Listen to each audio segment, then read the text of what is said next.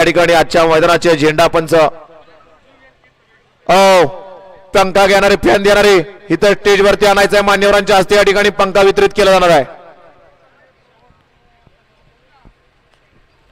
एक माणूस देणारा असं गपलत होईल सुटला दोन सुटला या भव्य दिव्य अशा मैदानातील आणि दोन मध्ये सुंदर अशी डोळ्याचं पारणा पिटणारी लढत चालू आहे।